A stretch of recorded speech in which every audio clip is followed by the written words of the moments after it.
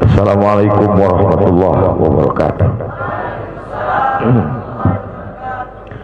Alhamdulillah wassalatu wassalamu ala Rasulillah wa ala alihi wa sahbihi wa man da'a bi da'watihi wastanna bi sunnatihi ila yaumi liqa'i rabbih.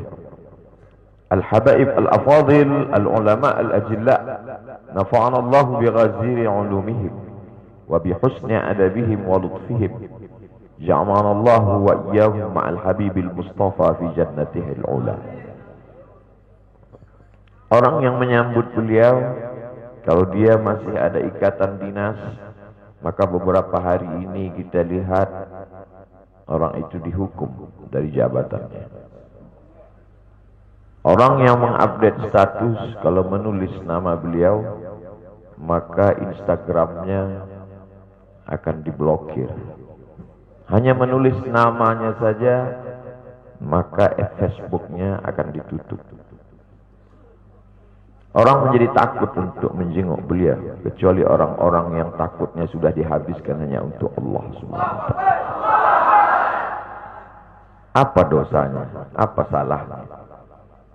Berapa triliun negeri ini pernah dirugikannya? Berapa sumber daya alam, minyak, batu bara, nikel, uranium yang pernah dijualnya ke luar negeri?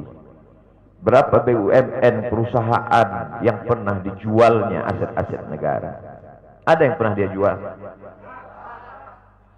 Dia hanya mengajak anak muda yang selama ini pencandu narkoba menjadi bertaubat kepada Allah. Dia hanya membangkitkan semangat anak muda yang selama ini berzina menjadi orang-orang yang takut kepada Allah.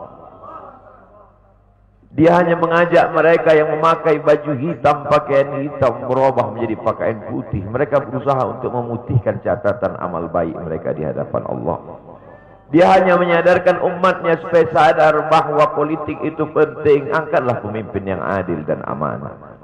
Dia hanya sedang mengajak umatnya supaya jangan memilih pemimpin kafir. Salahkah perbuatannya? Tidak. Dia tinggal negara demokrasi. Dalam dunia demokrasi, siapapun berhak untuk mengajak menyuarakan kebenaran.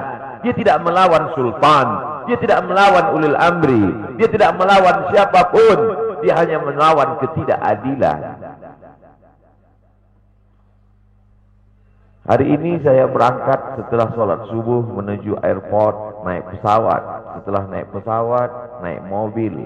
Setelah naik mobil, jalan macet, saya mesti turun naik sepeda motor. Setelah naik sepeda motor pun juga tidak bergerak, jalan kaki.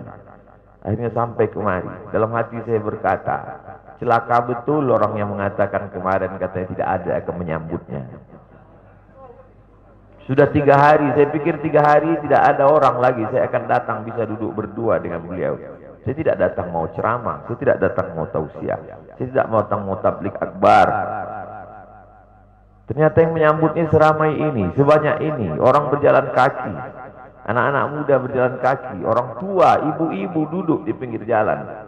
Apa yang membuat mereka datang kemari? Satu, cinta. Lahu baru ni'aliha ahabbu ilayya wa asfali balwaha, kata Qais. Debu yang menempel di sandal Laila lebih dapat menghilangkan rasa sakit dan dukaku. Hanya cinta kepada Laila, apalagi cinta kepada zuriat Nabi Muhammad sallallahu alaihi wasallam. Andai engkau orang alim, andai engkau hafal kitab, andai engkau mengerti kitab kuning, banyak ilmumu, tapi ada kebencianmu kepada ahli bait Rasulullah sallallahu alaihi wasallam, hilang keberkahan ilmu. Andai engkau punya derajat seperti seorang wali, andai engkau diangkat Allah sebagai wali, maka jatuh derajat kewalianmu hanya karena kebencianmu kepada ahli bait. Apa kata Kiai Haji Maimun Zubair? Ahli bait itu seperti Quran yang lapuk. Andai ada ahli bait itu yang nakal, yang jahat sekalipun, dia tetaplah seperti Quran yang lapuk. Quran yang buruk, andai titiknya sudah tidak ada lagi, tak akan mungkin kau akan buang. Kau tetap juga akan jaga dia, kau akan cium dia. Kenapa? La yamassuhu illal mutahharun. Allah yang mensucikan. Seorang sahabat Nabi disuruh membuang air bekas daripada bekam Rasulullah SAW. Buanglah ini, kata Rasulullah. Lalu kemudian beliau pergi ke belakang. Setelah itu dia datang lagi menghadap Rasulullah SAW. Rasul tahu apa yang dia lakukan, karena Nabi dapat wahyu. Nabi terbuka hijab, tapi Nabi ingin bertanya kepada dia. Bukan Nabi tidak tahu, Nabi tahu, diberikan Allah pemberitahuan. Nabi ingin memberitahu siapa yang tidak tahu.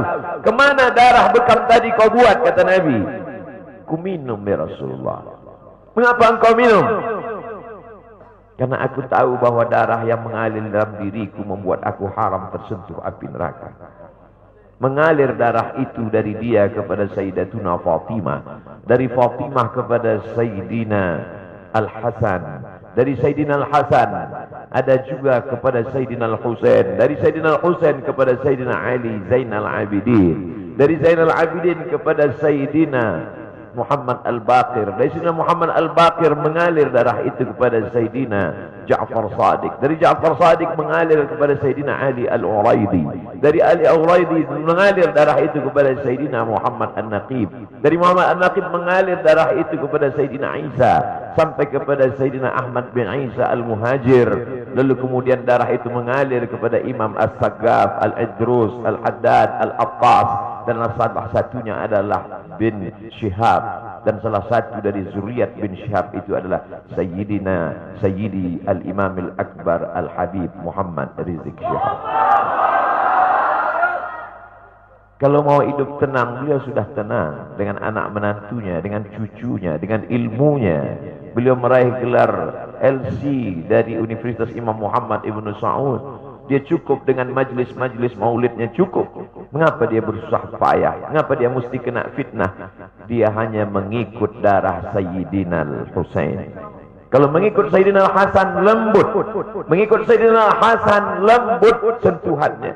Maka para ahli bait ini mengikut dua aliran, Sayyidina Al-Hasan dan Sayyidina Al-Husain. Kedua-duanya saya cintai.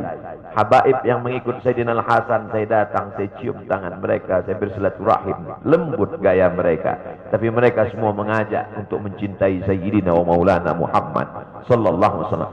Tapi ada yang seperti Sayyidina Al-Husain, menggelegar suaranya, dia hunuskan pedangnya untuk musuh-musuh Allah. Keduanya adalah sama-sama diridhai Allah. Innal Hasan wal Husain sayyida syababi ahlil jannah. Yang mencintai Sayyidina Al-Hasan, mencintai Sayyidina Al-Husain, yang mencintai zuriat mereka, keturunan mereka, maka dengan cinta itu bekal kita menghadap Rasulullah sallallahu alaihi wasallam. Andai aku dihadapkan nanti menghadap Allah, tahajudku tak sebanyak Imam Ahmad bin Hanbal, 300 raka'ah fil yaumi wal lailah, 300 rakaat sehari semalam. Andai aku dihadapkan kepada Rasulullah SAW, maka jihadku tidak sebanyak Sayyidina Khalid ibn Walid. Setiap jengkal kulitnya, setiap tetes darahnya tak lepas daripada tebasan tombak, anak panah dan pedang. Andai aku dihadapkan kepada Sayyidina Maulana Muhammad SAW, amalku tak sebanyak Abdurrahman ibn Auf. Lalu apa bekalmu, hai Abdul Somad? Adakah ceramah-ceramahmu itu bisa kau jadikan bekal menghadap Allah? Tidak. Sebagiannya sudah diambil oleh tatapan mataku melihat berapa subscriber, follower, dan viewer. Abdul Somad mungkin habis amalnya sudah ria. Satu-satunya yang akan kujadikan bekal menghadap Rasulullah hanyalah aku pernah mencintai keturunanmu. Aku pernah mencintai zuriat.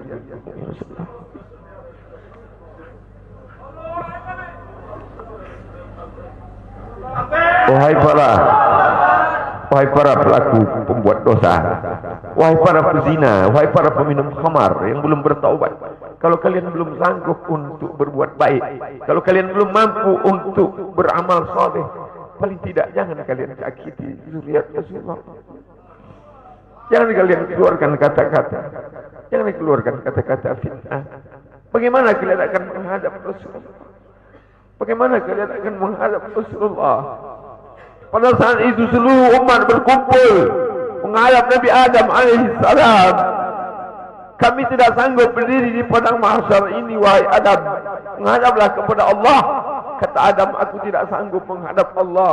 Karena dulu Allah berkata, la taqraba hadhihi syajarah. Jangan kau dekati pohon kuldi ini, tapi aku malah memakannya, ya Allah. Mereka datang menghadap Nabi Nuh alaihissalam.